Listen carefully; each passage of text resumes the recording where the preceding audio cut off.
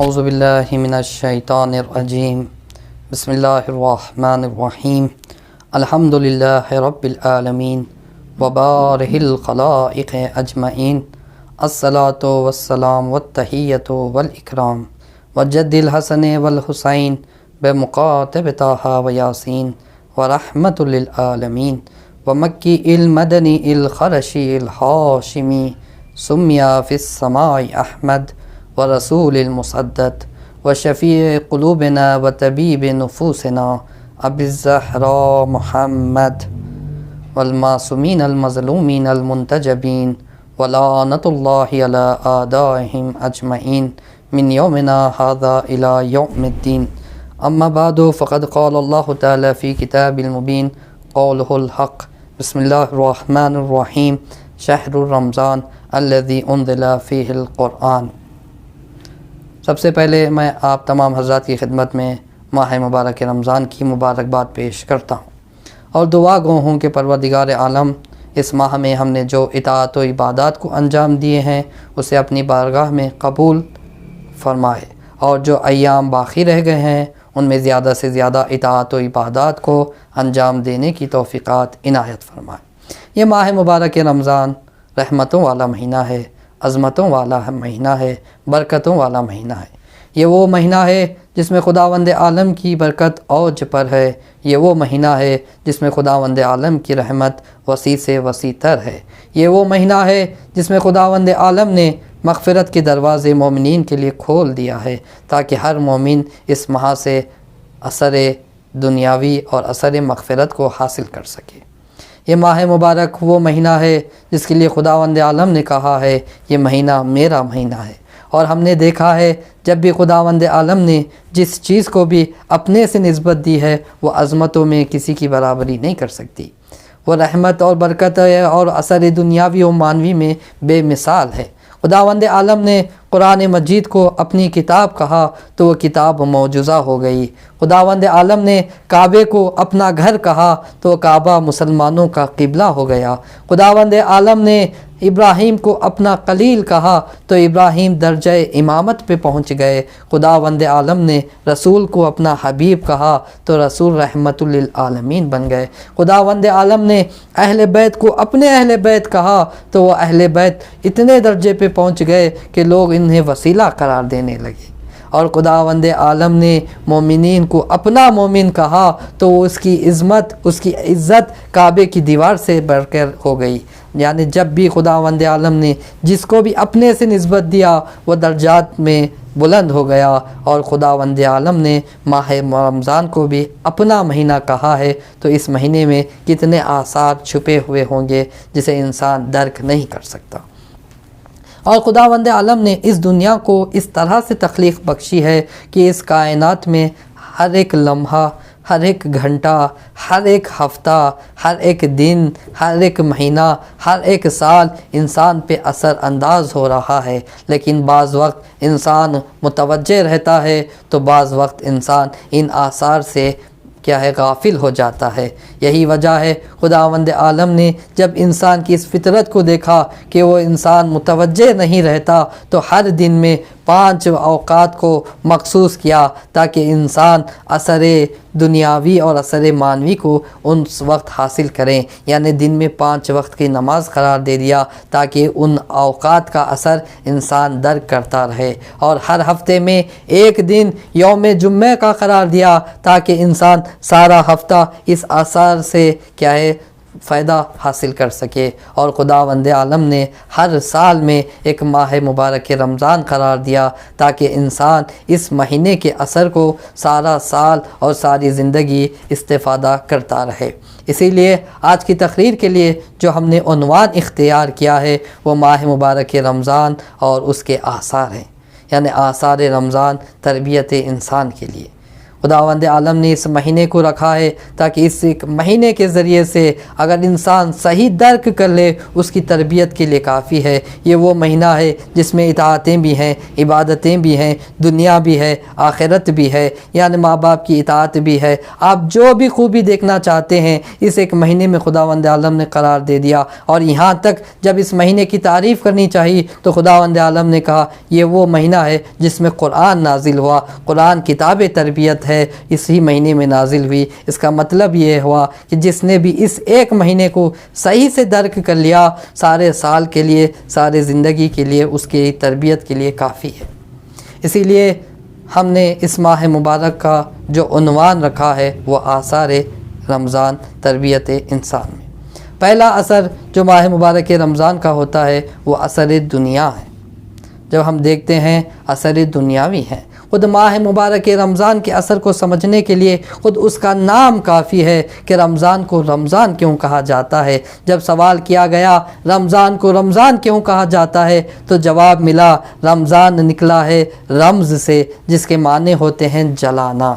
کیوں رمضان کو رمضان کہتے ہیں؟ اس لیے کہ رمضان انسان کے گناہوں کو جلا دیتا ہے۔ ماہ مبارک رمضان کا اثر یہ ہے کہ انسان کے گناہوں کو جلا دیتا ہے، اور دوسرا فائدہ کیا ہوتا ہے؟ جب انسان کے گناہوں کو جلا دیتا ہے تو رمضان جہنم کی آگ سے انسان کو بچا دیتا ہے۔ یعنی ماہ مبارک رمضان کا اثر یہ ہے کہ وہ گناہوں کو بھی جلا دیتا ہے اور جہنم کی آگ سے کیا ہے بچا دیتا ہے۔ اور دوسرا جب رمضان کی تعریف کرنی ہوئی تو خداوند عالم نے کہا رمضان وہ مہینہ ہے، شہر الرمضان الذی انزل فیہ القرآن، یہ وہ مہینہ ہے جس میں قرآن مجید کو نازل کیا۔ یعنی جب ماہ مبارک رمضان کی تعریف کرنی ہوئی تو خداوند عالم نے کہا یہ وہ مہینہ ہے جس میں قرآن نازل ہوا۔ تو اب ضروری ہے کہ ہم قرآن کو سمجھیں، تب جا کے ماہ مبارک رمضان کے آثار سمجھ میں آئیں گے۔ جب قرآن کی تعریف کرنی ہو تو خداوند عالم نے فرمایا وَنُنَزِّلُ مِنَ الْقُرْآنِ مَا هُوَ شِفَاءٌ وَرَحْمَةٌ،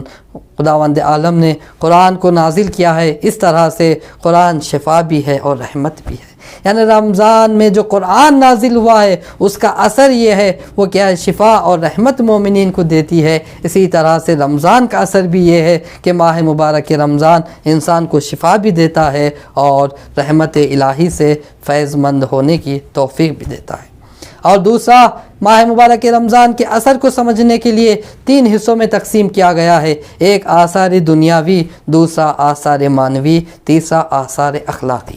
سب سے پہلے جو آثار دنیاوی ہے اس کو سمجھنے کے لیے اہل بیت کی ضرورت ہے۔ خود امام صادق علیہ السلام بیان فرماتے ہیں انما فرض اللہ الصیام لیستوی بہ القرآن بہ الغنی والفقیر، خداوند عالم نے ماہ مبارک رمضان میں روزوں کو فرض کیا ہے تاکہ ان روزوں کے ذریعے سے برابر ہو جائیں امیر اور غریب۔ یعنی ماہ مبارک رمضان کا فائدہ یہ ہے، اثر یہ ہے، اثر دنیاوی یہ ہے کہ اس مہینے میں امیر اور غریب دونوں برابر ہو جاتے ہیں۔ دوسرا ماہ مبارک رمضان کا اثر یہ ہے کہ انسان کے اندر اپنے نفس پہ اتنا کنٹرول پیدا ہو جاتا ہے کہ سارا سال اگر اسی کنٹرول پہ اگر صحیح طرح سے انسان کیا ہے کنٹرول کر پائے تو یہ کنٹرول سارے سال کے لیے باقی رہ سکتا ہے۔ یعنی ایک ماہ مبارک رمضان اثر دنیاوی میں بھی بہت آگے ہے۔ دوسرا ماہ مبارک رمضان کا اثر آخرت کیا ہے، اثر معنوی کیا ہے، اس کے بارے میں امام رضا علیہ السلام بیان فرماتے ہیں کہ خداوند عالم نے رمضان میں روزوں کو حکم دیا ہے تاکہ ان روزوں کے ذریعے سے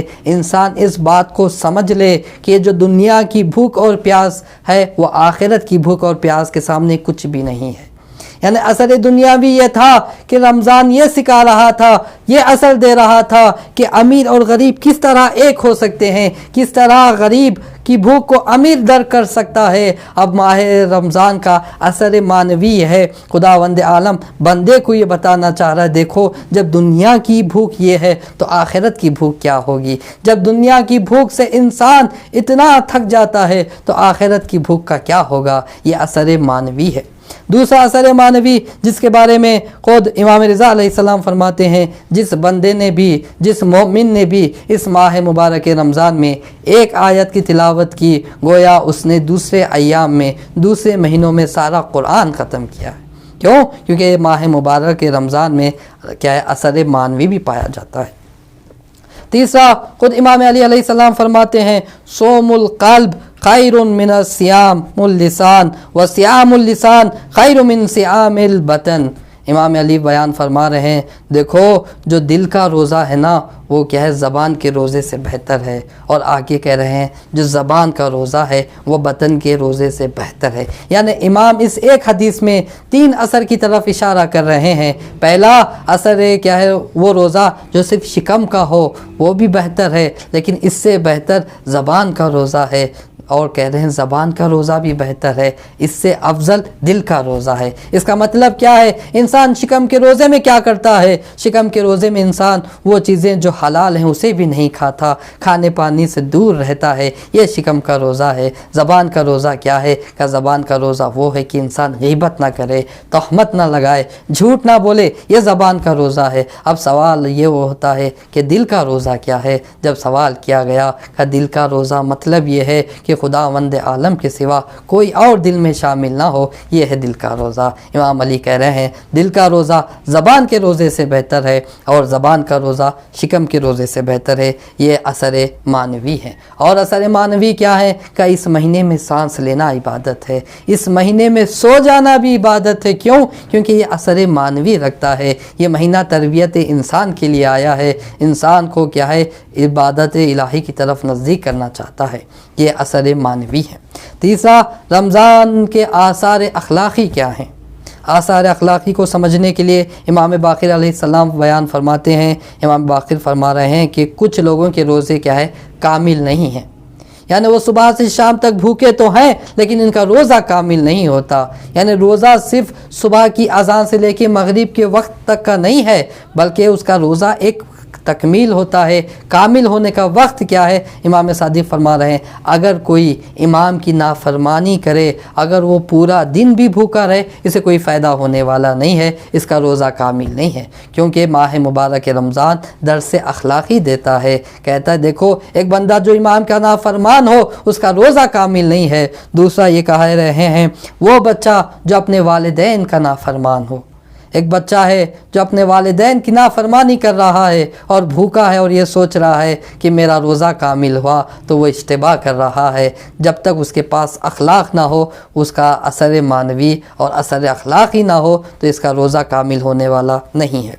دوسرا، رسول خدا صلی اللہ علیہ وسلم ایک حدیث بیان فرماتے ہیں، کہتے ہیں ہر وہ مرد اور عورت جس نے ایک مسلمان کی، جس نے ایک مومن کی غیبت کی ہے، اس کی نہ روزہ 40 دن تک قبول ہے اور نہ ہی نماز 40 دن تک قبول ہے۔ میں کہوں گا یا رسول اللہ، یہ ماہ مبارک رمضان میں روزہ، شکم کی بھوک، یہ ساری چیزیں ہیں، دوسرا غیبت، دونوں میں رابطہ کیا ہے؟ عجب نہیں رسول خدا صلی اللہ علیہ وسلم آواز نادان تو نہیں جانتا ماہ مبارک رمضان تربیت انسان کے لیے آیا ہے۔ رمضان یہ سکھاتا ہے دیکھو تم جب ایک مومن کی غیبت کر رہے ہو تو تمہاری بھوک کا کوئی فائدہ نہیں، جب تم بھوکے رہو تمہارے اندر وہ معنوی اثر پیدا ہونا چاہیے، وہ اخلاق آنا چاہیے کہ تم دوسرے مومن کی غیبت نہ کر سکو۔ یہ اخلاق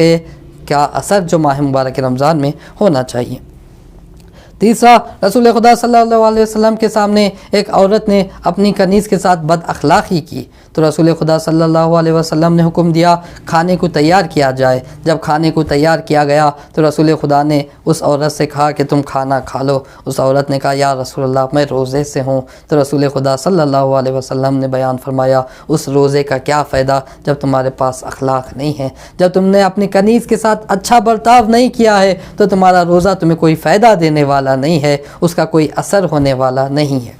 چوتھا، رسول خدا صلی اللہ علیہ وسلم کے بارے میں ملتا ہے جب آپ نے ایک مرتبہ مسجد میں تشریف لے گئے، جب آپ نے پہلا زینے پہ ممبر پہ قدم رکھا تو آپ نے آمین کہا، جب دوسرا قدم رکھا تو آپ نے آمین کہا، جب تیسرا قدم رکھا تو آپ نے آمین کہا۔ جب آپ سے سوال پوچھا گیا یا رسول اللہ جب آپ ممبر پہ جا رہے تھے، جب آپ نے پہلا قدم رکھا تو آمین کیوں کہا، جب دوسرا قدم رکھا تو آمین کیوں کہا، جب تیسرا قدم رکھا تو آپ نے آمین کیوں کہا؟ تو رسول خدا نے بیان فرمایا دیکھو جب میں ممبر پہ پہلا قدم رکھا تھا تو جبریل امین مجھ پہ نازل ہوئے، نازل ہو کے بیان کرنے لگے یا رسول خدا، خداوند عالم بیان فرماتا ہے جس نے بھی آپ کا نام سنا اور صلوات نہ بھیجی آپ پہ، خداوند عالم اسے اپنی بارگاہ سے دور کرتا ہے، تو میں نے آمین کہا۔ یعنی جس نے بھی رسول کا نام سنے اور ان پہ صلوات نہ پڑھے تو خداوند عالم کی رحمت سے وہ دور ہو جاتا ہے۔ اور دوسرا، جب میں نے دوسرا قدم رکھا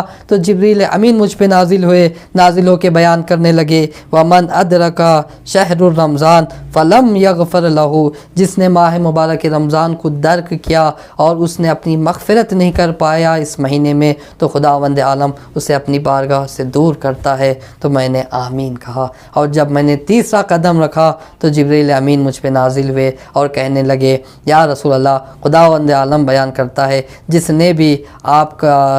بھی اپنے والدین کو درک کرے، یا دونوں میں سے ایک کو یا دونوں کو درک کرے اور ان کے ساتھ اچھا برتاؤ نہ کرے، تو خداوند عالم انہیں اپنی بارگاہ سے دور کرتا ہے۔ جب ہم ایسے حدیثیں دیکھتے ہیں، اگر کسی ایک جگہ پہ تو رسول خدا صلی اللہ علیہ وسلم فرماتے ہیں وہ شقی ہے، بدبخت ہے وہ انسان جو اس ماہ مبارک رمضان میں اپنی مغفرت نہ کر پائے۔ جب ہم بظاہر ان حدیثوں کو دیکھتے ہیں ایسا لگتا ہے یہ حدیثیں نا امید کرنے والی ہیں، یہ حدیثیں ہمیں ڈرانے والی ہیں کہ اگر اس مہینے میں مغفرت نہیں تو پھر کیا کبھی نہیں ہو سکتی، اور وہ کیا خدا کی رحمت سے دور ہو جاتا ہے اگر اس کی اس مہینے میں مغفرت نہ ہو۔ بظاہر جب ہم دیکھ رہے ہیں یہ حدیثیں ڈرانے والی ہیں، یہ حدیثیں ڈرانے والی نہیں ہیں۔ ایک مثال سے میں کیا بات کو واضح کر دوں، ایک بندہ صحرا میں کیا ہے پھنس گیا ہے اور دیکھ رہا ہے پیاس کی شدت ہے، بھوک اسے کھائے جا رہی ہے، نہ اس کے پاس کھانا ہے نہ پانی ہے، اور بہت دور سے اسے کہیں پانی نہیں مل پایا ہے، کہیں کھانا نہیں مل پایا ہے،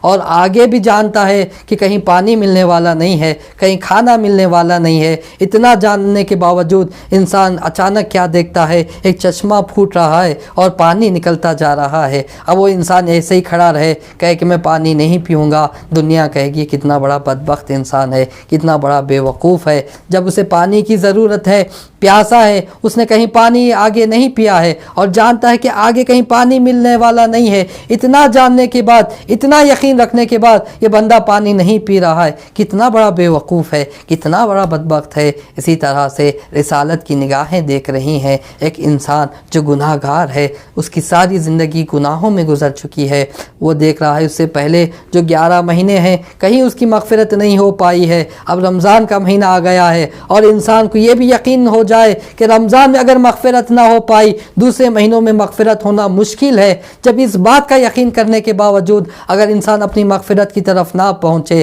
اپنی مغفرت کی طرف نہ جائے، تو رسول خدا کی نگاہ میں وہ انسان بدبخت ہے، جیسے دنیا کی نگاہ میں وہ انسان بدبخت ہے جو پانی کی ضرورت رکھتے ہوئے پانی ملے اور اسے استفادہ نہ کرے، وہ کتنا بڑا بدبخت انسان ہوگا۔ تو ہم آخر میں دعا کرتے ہیں، پروردگار عالم اس ماہ مبارک کے جو اثر دنیاوی ہیں، جو آثار معنوی ہیں، جو آثار اخلاقی ہیں، ان سے ہمیں استفادہ کرنے کی توفیق دے، اور خداوند عالم جہاں کہیں بھی مسلمان پریشان ہیں، بالخصوص فلسطین، یمن، بحرین، سوریہ، انہیں بھی آثار رمضان کے طور پہ انہیں آزادی اور انہیں کامیابی و کامرانی عنایت فرمائے، اور خداوند عالم ماہ مبارک رمضان کا جو آثار قرآن ہے تو ہمیں قرآن سے نزدیک ہونے کی توفیقات عنایت فرمائے، اور قرآن کو اپنے لیے تربیت کا